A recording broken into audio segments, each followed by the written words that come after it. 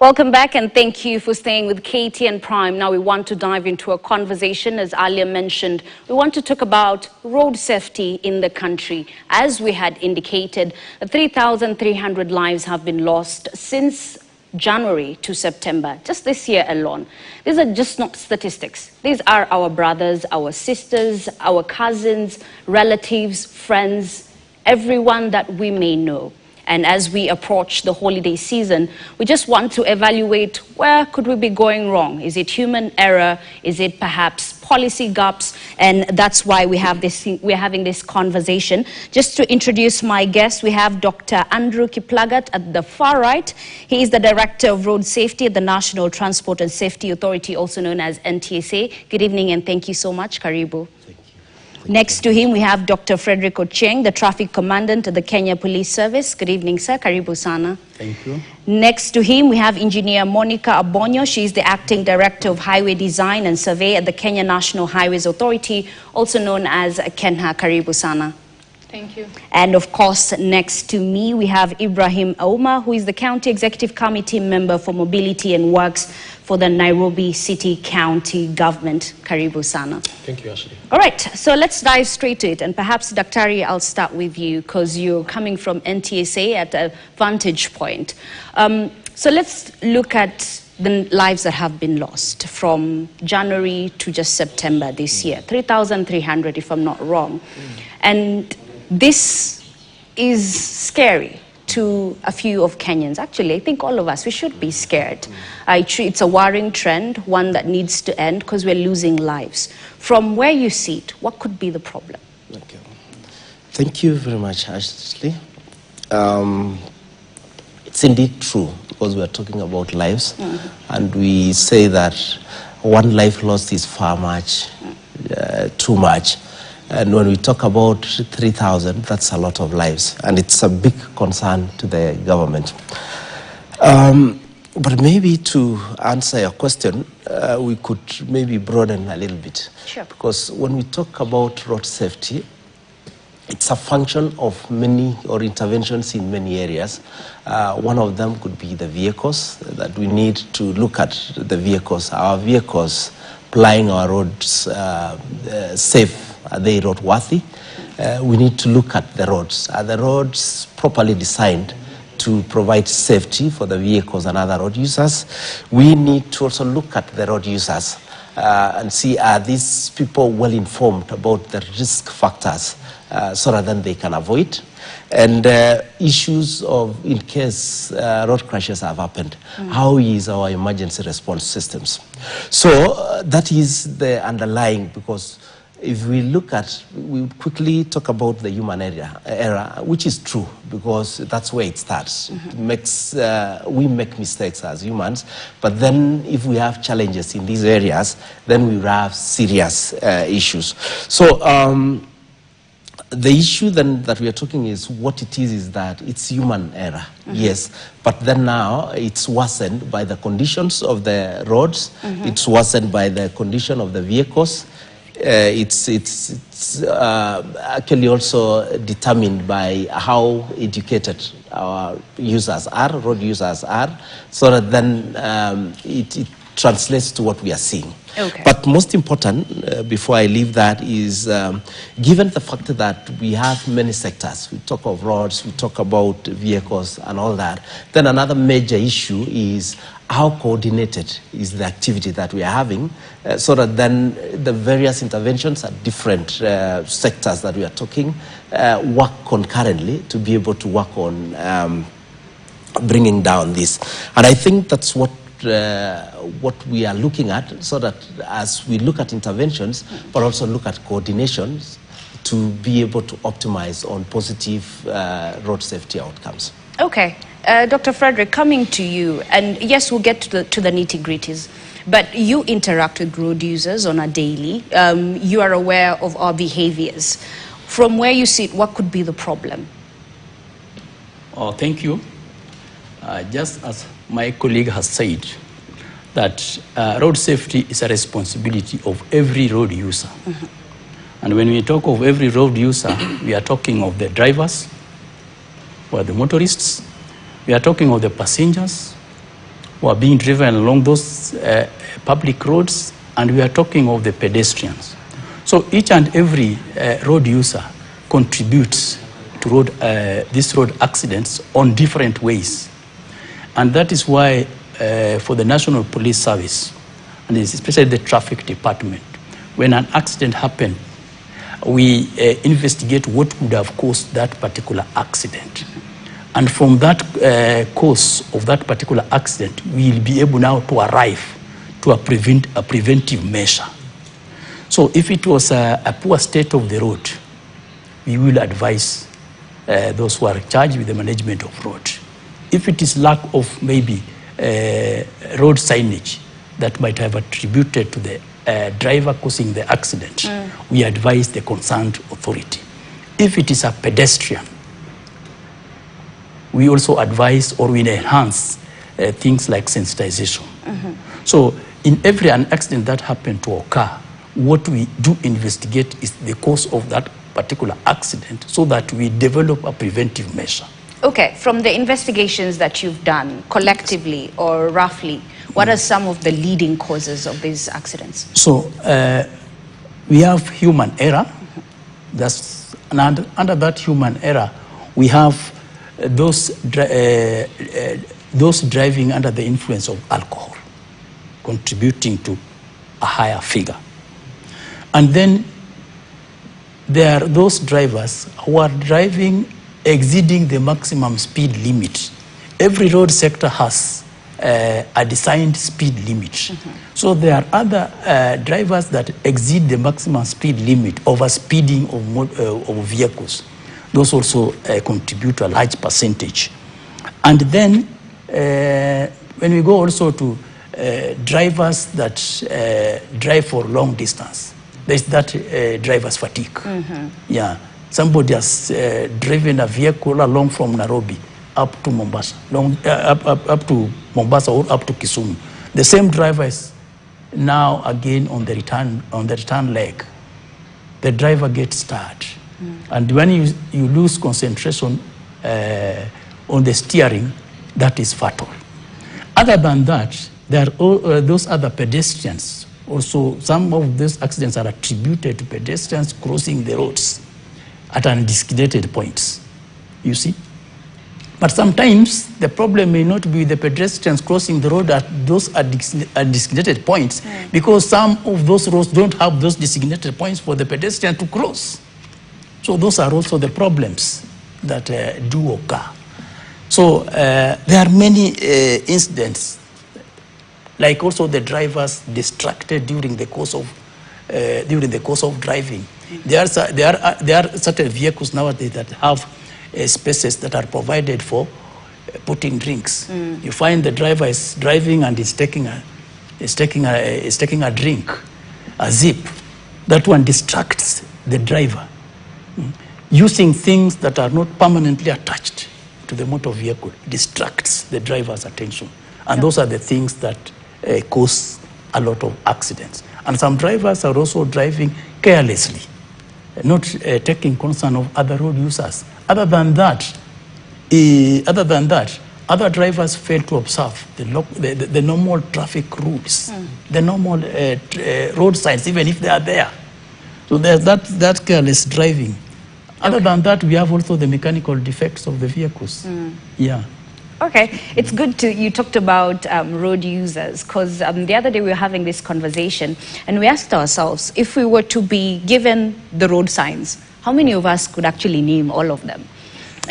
Not many, which says a lot. Perhaps we need to be having fresher courses once in a while, just refreshing your knowledge about the art of driving in general. But engineer, coming to you, because he talked about the issue of road designs, which is something that people have been lamenting about day in, day out. From your point of view, talk to us about some of the engineering measures that perhaps Kenya is looking into to solve the issue of whether some roads are a bit narrow, some do not have speed bumps and the likes. Okay, thank you for that question. But before I respond to your question, allow me just to chip into the question that you asked about what could be the problem. Okay. why are we having so many crashes on our road? And just to emphasize on what they have said, if you look at road safety and if you look at the risk factors, we need to look at it as a system. Mm-hmm. We have roads, but people travel on these roads. And we have people who are using them, also, of course, vehicles that are driving on them. So if you look at it as a system, in road safety, we do talk about safe systems approach. So, of course, you look at the infrastructure, how safe is the infrastructure, and how adequate is it in terms of addressing the needs of the road users. And then again, also, if you look at the vehicles, how safe are the vehicles in terms of the manufacturing standards, but also, of course, also in terms of maintenance of those vehicles. But again, also, you also need to look at the road users.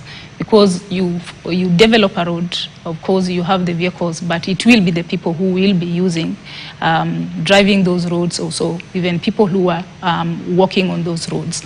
So how well educated are the people in terms of knowing what is their responsibility and what is their obligation in terms of using the infrastructure more responsibly to enhance for their own benefit and safety. But again, also, if a crash was to happen, how well are we equipped in terms of responding to that crash that has happened? You find cases where crashes happen, but in the manner in which we handle the victims is what contributes now to higher fatalities. So in terms of post-crash care, how are we? But again, also, the vehicles that are using these roads, how safe are the speeds? So these are some of the issues that we need to look into. But if you look at it, it's in form of a system, and no single entity, be it government or private sector, can be able to respond to it. So it requires a collaborative effort, people to be able to determine what is their role and responsibility, and have synergy in terms of implementation. Now, coming now to your question, in terms of infrastructure design, at Kenya, we are committed to developing and also maintaining safe infrastructure.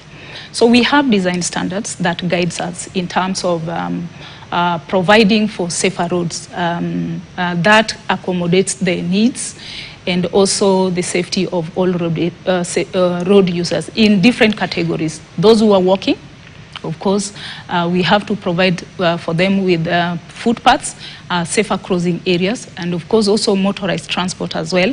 Also ensuring that the roads are wide enough in terms of also in terms of provisions of road marking to be able to guide people, and also in terms of signs to be able to inform, and also even to educate, to warn you of an incident that might be ahead.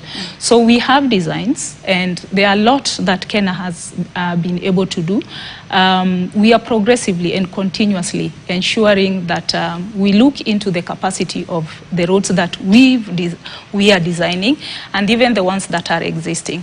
Where we have identified that maybe the road is not addressing the needs of road safety users in terms of capacity, we've been enhancing.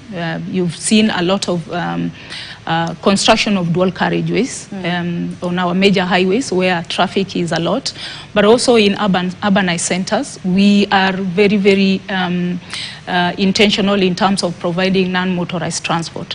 We've constructed a lot of footbridges because we realized in our country, people do not accord those who are walking, the courtesy that they deserve. So in places where it is deserving, we are providing for separated meaning we provide a footbridge where people do not cross on level crossing, they cross at grade. Allow me just to mention one example, an iconic project that we currently implementing, and soon we will be launching it. If you've been very keen, you've noticed that there's something that has been going on at El Selassie roundabout. The number of people who are crossing that road, of course, from various parts of the Nairobi, coming to work into the city is a lot. And they require a safer crossing place. So there we have put up an elaborate infrastructure to enable people to cross going down, and not just people who are walking, but also we have provided for the needs of the disabled people.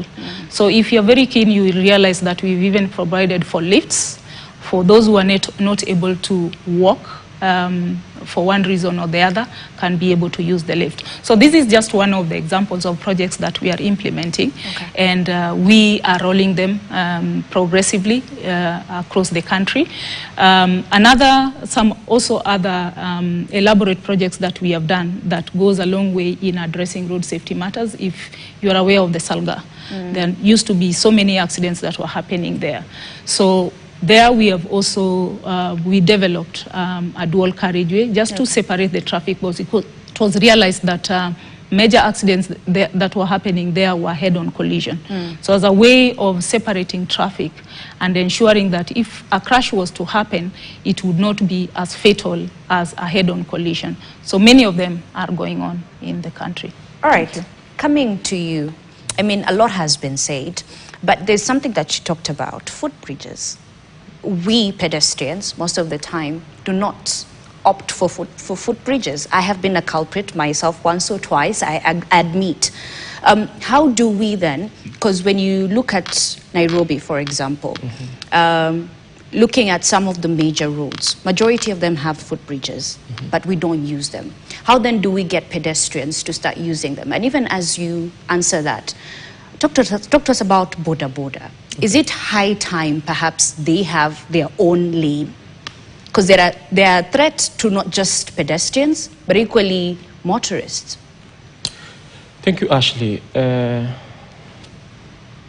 Much has been said by my colleagues as far as accidents and the causes of these fatalities are concerned. Now, for Nairobi, you find that like any other city in the world, it faces the pressure of this urban migration. And when you talk of urban migration, there are quite a number of traffic as far as people who are coming into the city for economic value and such. And for Nairobi, you will find that based on the infrastructure that we have to be in a position to create space for these people who are coming to the city for economic activities, space that is going to prevent them from interacting with the vehicles or the motorists on the carriageways. Now, that brings us, as Nairobi, we believe that road safety is not about vehicles to us. It is more on the people. Because we believe in Nairobi that every motorist, every pedestrian, and every rider deserves to reach home safely. So when you talk of the people, as far as Nairobi is concerned, you find that of the fatalities and the figures you mentioned, in Nairobi it's more on the boda you've talked about, and then on the pedestrians.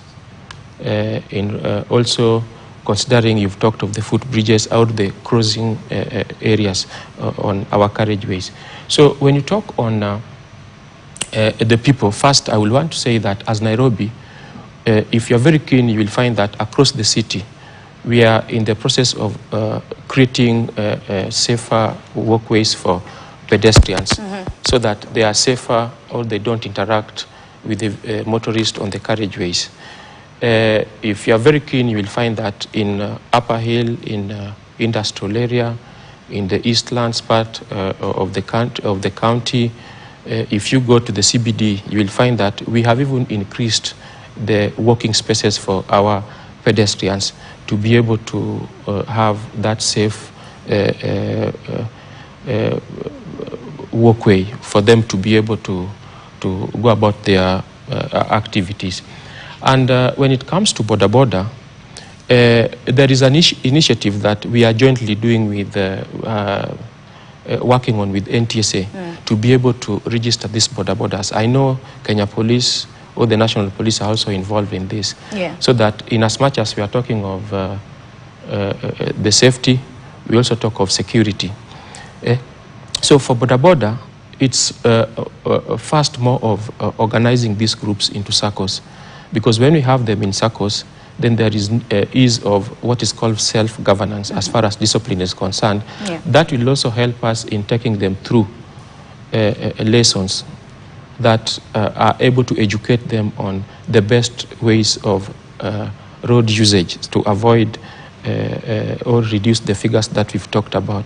So one of the things, and I know Dr. Kiplagat will express it further, we are coming up with a system where we are able to register these circles, and then after registering these circles, then we are able to monitor if you are a boda and you are meant to operate in this part of Nairobi or in this part of the country, then it becomes automatically impossible for you to be found in any other space or other city in the country. Okay. And operating, that is. Operating. Okay.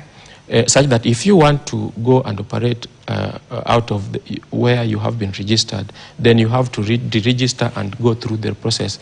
That is going to help us be in a position to ensure that self-governance and safety of the passengers we are talking about. Okay. It will also help us to be able to track where there is an offense that has been committed by this boda or the riders, and we are able to trace their specific locations. Okay. Yes. All right, Daktari, maybe you can chip in onto that. Talk to us, how many have been registered so far? And even as you do, I believe last week, towards the end, there was a story that we carried about. There was a free clinic for boda riders, and it was noted that majority don't even have good eyesight.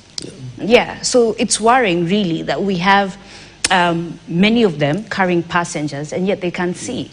Yeah. Yeah. So it's a problematic area because actually they are second in terms of fatalities. It involves bodas. And one of the challenges that we've been having is that we don't even know the people we are dealing with. So even enforcing the law, that's the operation of bodas regulations of 2015, we can't. And that's why jointly, NTSA together, we are piloting with the county government of Nairobi, together with the police. We've come up with this system whereby we first want to bring them into a system, a database, to know who these guys are, where are they operating, how many are they, so that then we can begin, then we can be able to go into that. And we are collaborating with quite a number of others, because even the Kenya Medical Training Institute, college, we've been able, and Nairobi City County, we've been able to train about, I think, over 12,000. And this one was focusing more on post-crash, because we realized that bodas, they are there. We can't avoid the fact that they are the first ones in these points of when crashes happen. And the only way we can empower them to help is to give them this particular training. So those are the many things. Where we are at the moment is that we've piloted, I think we've done about 3,000, over 3,000 in Nairobi, and possibly around 30 circles. We would want to expand to Nairobi and scale it up to counties to train, so that then we can be able to do registrations across the country, be able to be sure about the system, that it works, before now we can come public and say that this is a system that we are having. But over and above that, I mentioned about the issue of collaboration as one of the things that we are pursuing, because we realize, and I think it has come out here, that it's not possible for one state agency to deal with road safety. And you've heard from the county governments, from Kenya, from the police, what they are doing to be able to contribute to the safety. And at NTSA, this is something big that we are trying to pursue, collaboration. How do we bring everybody to the table? Because we can't claim that we are doing roads. That's not our expertise. We can't claim that we are able to do enforcement, because that's the responsibility of the police. But then we need to work in a very harmonious and concurrent manner, which is something that we could say from NTSA that we are achieving, because now we are able to work together and be able to realize quite some good progress. Of course, maybe it may not be possible to see it now, But we want to persist in this so that then maybe given time, then we see how this is contributing to reduction of fatalities, road traffic fatalities. And through these, there are many things that are done jointly, because like with the traffic police, one of the things, like as we go even to the festive season, and the many things that have things to do with compliance enforcement. Because you realize that, through licenses, we require, like motor vehicles, for example, to be inspected. Through licensing, we require that even drivers get the right licenses. But how they behave after that is something that we need to now pursue through enforcement, and that's what we do jointly with the police. And this collaboration has seen quite a lot of progress, because I was amazed, like for example, if you, in the northern corridor, you're going towards Nakuru through Gilgil, and out of this collaboration, nowadays you get less and less of overlapping, because when there are overlaps and that impatience comes in, that becomes also, it creates some, it creates some environment that crashes can happen. Together with Kenya, for example, is a lot of things. When we receive information about the black spots, for example, this is the communication we give to Kenya, which we do audits together, and we've seen many things happen, like maybe correction of or treatments. We've heard about Coptic roundabout that had a design issue. So when a driver makes a mistake, then it's worsened by that situation. And through this collaboration, some of those things are being corrected. And we've heard also even the announcements by the president about dualing of the northern, or rather the northern corridor. And these are some of the things, because if we're able to get it dualed, then it means we avoid one thing, that is head-on collisions. We'll only be dealing with, we'll have reduced by maybe almost 50%, because whenever we have head-on collisions, they become more fatal. Many people are involved. With the county, we've done quite a lot, again, through this collaboration, because we've been talking about county transport and safety committees. Nairobi is one which is very vibrant, and through this, we've been able to realize quite a lot of progress, because this problem of pedestrians, if you look at the statistics, pedestrians are the leading contributors of the national fatality. Nairobi is actually the leading when you look at that. But through the efforts that they've done together with us, those pedestrian facilities, we expect then that we are removing pedestrians from the highways into pedestrian walks. Of course, there is this issue of human behavior that we could be having, pedestrian walks, but still we get people using the road. That then now will also take collaboration, so that then we do more of sensitization, more of enforcement, and that way, progressively, then we'll get people that understands and to use the facilities that the government is trying to provide. All right, Dr. Frederick, coming to you, I mean, it's interesting. We are human beings and we are bound to make mistakes. But then how do you enforce traffic rules to a citizen or to citizens who are ill-cultured when it comes to following those traffic rules? Okay, thank you. It's quite a quagmire, ain't it? And that is why we refer to it as enforcement. Okay. Yes, because there are rules that guides those safety, the traffic rules. Those traffic rules, that person who will not abide by the traffic rules, then taken to court. That is the enforcement. Taken to court, and then punishment is awarded for not following the traffic rules, what offense they had committed. But is it always applied? Let me give an example of PSVs, for example, and let's zero in to Nganyas. They're known as Nganyas nowadays, I believe. Look at what we see. People hanging off of them. These happen every day. does it work for some and some it doesn't? Because the questions that are coming out from the Kenyans is, okay, so you catch me perhaps crossing the road at a wrong point, but you will not arrest someone who's hanging off a matatu that is moving. Mm-hmm. Thank you for that question. I would like maybe members of the public also to understand that there are certain things that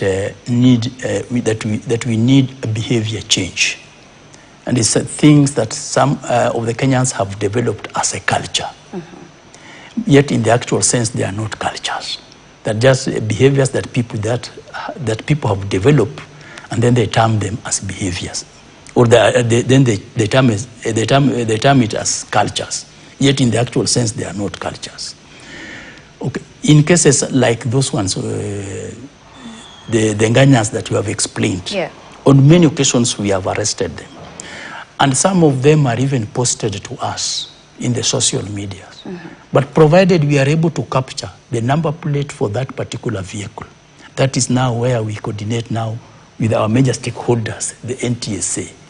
They give us the particulars of the owner of that particular motor vehicle. Then he's summoned to produce that particular person who might have hanged and action was not taken. Because sometimes when we look at even in the enforcement, personal safety first. Because there are instances where even police officers have been run over while enforcing those traffic accidents, rules.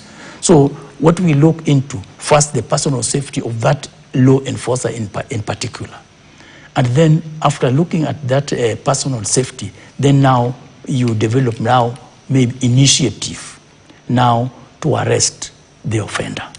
Okay. Yes. All right, interesting. Coming to you, engineer, because we had talked about road designs and he mentioned the issue of Nakuru. I'm interested to know, is the Mau Narok Road an issue of design? Because a number of accidents have been witnessed on that particular road.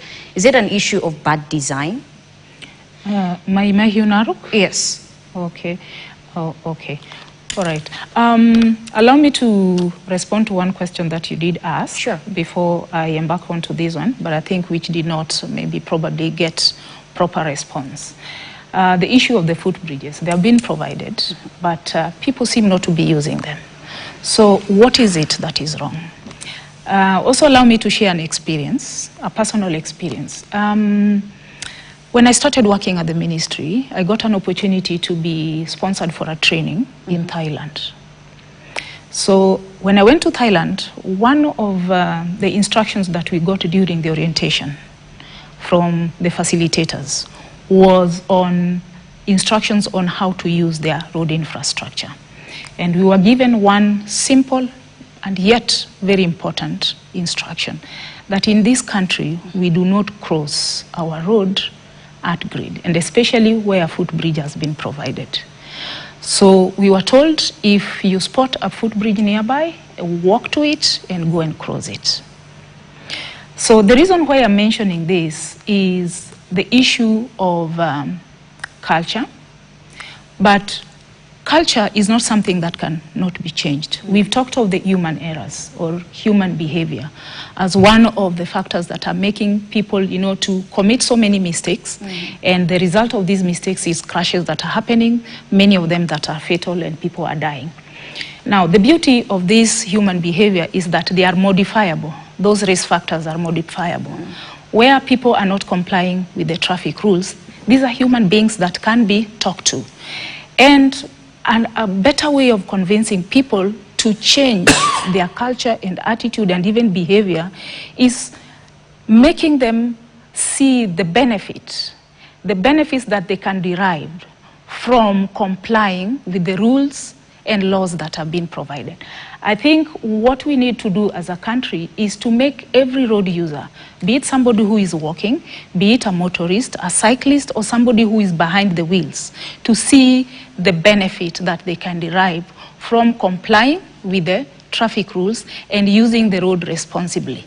If I drive safely, I don't get involved in an accident. It is me to benefit. If I'm a pedestrian, I cross using a footbridge that has been provided, yes, it is to my own benefit, because the risks are very high if I'm crossing on a road that vehicles are moving on at a very high speed. So this is what we need to focus on and emphasize and even stress more to be implemented as a country. How do we educate? And this can only be done through, sensitization and awareness campaign from various fronts, for people to see the benefit of that. So I needed to respond to that. Now, the issue of Maimahiu Narok Road. You mentioned that so many crashes have been happening on that road. Yeah. And you're wondering whether the issue is to do with the design. From my own perspective, I would tell you the design is not bad. It's not bad. Okay. I've had the privilege of even traveling in some of countries within East Africa. And for sure I can tell you, Kenya, we have some of the best infrastructure that we have as a country. Rwanda, for example, their terrain is very, very difficult. They have some of the narrowest road infrastructure in very difficult and rolling terrains. Yet, if you look at the behavior of people motorists and even the people who are using them, be it motorcyclists, their culture is... They're disciplined. They are disciplined. Okay. They are disciplined. So I would say Maimahiu Narok Road, the design is not bad. But it is on the way on how we use the road. And I would not blame also the motorist, drawing from what I'd said earlier, they just need to be well educated and informed for them to see the benefit of complying with the rules. Yes. So the road is perfect. Okay. The road, it may not be perfect 100%, but it is good enough for somebody who is cautious, somebody who is responsible, and somebody who is courteous, knowing that I'm using this road for my own safety and for the safety of the people, other people who are also interacting with the same infrastructure. Okay, we'll get back to you, but because of the interest of time, we have like 10 minutes. Coming to you, Ibrahim, let's talk about nighttime driving, which remains a high risk. What is the county's specific plan to ensure 100% functionality of all major street lighting along high-risk city approach roads and within? Yeah, thank you, Ashley. You see, I had told you that we've given the people or the pedestrians priority. And we are coming up with the walkways that is wide enough for them to use based on the traffic that we have in the city. And of course, when you check on this amenity that we are, or the infrastructure that we are developing, especially the NMTs, we have given provisions to light them. Okay. So that, because it also enhances security for the users. And that we have properly done across the corridors. I've told you we've been in a position to do the NMTs. Talking of the issue of street lighting, I want to tell you that we are, apart from the normal issues where we have had sabotage as far as cutting off the street lights, yes, in specific areas as concerned, we have made it possible to be able to restore back these lights. And we have worked also jointly with Kenya Power to be able to bring back the lights where there were lights and either they've gone off or for some reason or another. The major problem that we are having, actually, it's good for me to mention here, is cases of vandalism. Okay. As much as has been said that we are having, to some extent, a fewer population that are very responsible. They do not take value for the public infrastructure that has been provided for them to use and use it prudently. You will find that a street light is restored and today, and by tomorrow again it's off. When you check, you will find that either a cable that was looped has been stolen, or a light that was replaced in less than a day has also been vandalized and it's missing. And I know it's a case that my governor has addressed amicably with His Excellency the President to be able to work jointly as far as collaboration is concerned with the National Police to be able to ensure that our infrastructure is well protected, because when we have these lights vandalized, then we have such black spots.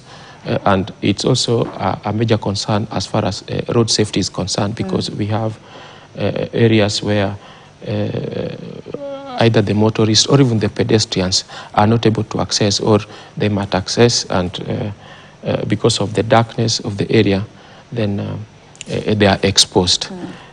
So as a county, I know we are working to ensure that where we need to retrofit, we are going to retrofit. Where we need to restore. And I want to assure you, Ashley, as we speak, on my way here, I passed by Upper Hill, and I found my team, the electrical team, working on, I think it's Matumbato Road and the Lower Hill area. That was replaced yesterday. And by today, they had a phone call that the area is... Are the CCTVs working? Because we would be able to know the culprits if perhaps we had CCTVs that work. Of course, in as much as we have CCTV in specific areas, but there are areas that are blind to the CCTVs. Okay. So it might be a bit difficult to be able to identify these culprits. Okay. But I'm pretty sure that there is a collaboration that is being done between us and the National Police to be able to ensure that such public facilities safety are ensured. But again, we are also much thankful to the members of the public, because we have had instances where members of the public have arrested people who are vandalizing this public infrastructure. We've also had cases where this boda who are being given not so good names have also been in a position to apprehend, because when we have an area that is not well lit, it's also disadvantageous to the bodas. Okay. So we have had cases where these same bodas have come in to help us arrest or raise issues as far as vandalism is concerned. Okay. And that has really changed our mindset as Nairobi to be able to have an approach of turning these riders to be part of the solution, because they do operate even at night, and they've been so helpful to us. Okay, because we have 4 minutes, maybe you can have 1 minute each. But coming to you, Daktari, I mean, if you look at what engineer said, you need to make every road user see the benefit of complying in traffic rules. I mean, for me, I would think it's common sense. If I don't, I die. But it's not the same for everyone. But let's look at the famous Michuki rules. They worked for some time. Perhaps is it time we go that direction all over again in 1 minute? Yeah. Thank you. I think, like we said, that we need a number of strategies to employ at the same time. And we've said that we would use others like licensing, but this enforcement becomes also very important. And if you look at the National Road Safety Action Plan, which was launched last year by His Excellency the President, it's thoughtful because it provides for these. And one of the things that comes out strongly is the issue of smart enforcement. Smart enforcement was that we will do the education, we will do all that, but still we will need to follow up through smart enforcement. And this is something that has been pursued. It's at a very advanced stage, and we believe that once we have this, I heard you talking about cameras and CCTVs, so that then it can help. When we know that there is a big brother in terms of camera, then perhaps that can have some push for some deterrence. So we are so alive to this, and there are quite a number of strategies that we are trying to employ over and above what we are trying to do, because it's work in progress. Yeah. You try to fix one, something else comes in, but then you see it's still our responsibility and we must pursue. And this is one of the areas that happens. Other things like, for example, trying to do on behavior, and again this is provided in the National Road Safety Action Plan, is how do we automate maybe driving tests. Okay. So that, if you allow me, yes, that we also influence the driver from the moment they're training and being tested. Issues of also automating motor vehicle inspection, so that then we just ensure that we minimize the human interaction, and therefore try to enhance the quality of work that's done, so that then, even as we come, because enforcement is last mile, but we try to do quite a lot to improve that, so that then ultimately, through the process, I think we learn more and we'll become more responsible. Why? Because road safety is a shared responsibility, and everybody will have to do their bit. Definitely. I hope I'm doing mine by creating awareness. Definitely. But coming to you, Dr. Frederick, in 30 seconds, are we likely to see a scale up in checkpoints of alcohol going forward as we go towards the festive season? Yes, because just as I had explained before, that one of the causes of accidents being overspeeding and drunk driving. So the use of alcohol and the breathalyzers during this festive season will be enhanced, so that we ensure we reduce the overspeeding drivers and those driving under the influence of alcohol. Okay. Since we're out of time, I'll give you 30 seconds each. I know time flies, right? So I'll start with you, Engineer, your final remarks in 30 seconds. Okay. My final remarks is that just like my colleagues have said, road safety is not the responsibility of government alone. It's the responsibility of every citizen of this country. And for us to be able to achieve any gain, we must collaborate. At Kenya, as we are committed to providing safer infrastructure that caters for the needs of everybody. But we have to also accept that even if you have good roads, those good roads do not,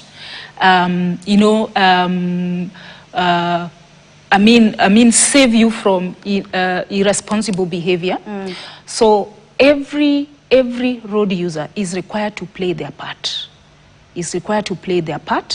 And when we work together, then we'll be able to achieve a lot and have our roads much, much safer. All right, Ibrahim, I'll let you have the final say in 30 seconds. Yeah, thank you, Ashley. Now, for us as Nairobi County, we believe that every journey begins and ends on foot. And you've heard me stress the need for the NMTs and expanding the walkways. We have quite a very good plan to make sure that the NMTs that are provided are adequate, are user-friendly. And apart from that, we should expect from Nairobi to be able to do the road markings, get the signs, and I think we should get those facilities in the next 1 month. Okay. So there's quite a number of change that Nairobians are going to see, especially in the CBD. And what I would want to ask Nairobians is just to use these facilities responsibly, because it's their own facility. Okay. It's public infrastructure. It's public infrastructure. Yeah. Yes. Okay. I know time was short, but I hope we can have another session soon as we approach December. So when I come calling, please answer my calls. Thank you very much, ladies and gents. Dr. Andrew Kiplagat, Director, Road Safety, NTSA. Dr. Frederick Ochieng, Traffic Commandant, Kenya Police Service. Ibrahim Auma, County Executive Committee Member, Mobility and Works, Nairobi City County Government. And of course, Engineer Monica Bonyo, Acting Director, Highway Design and Survey at Kenya. Well, that's how we wrap things up here on KTN Prime. Thank you so much for being part of the broadcast. On behalf of Jesse Rogers, Marisha Wheaty, and of course the entire team, have a good night. I'm Ashley Mazoya.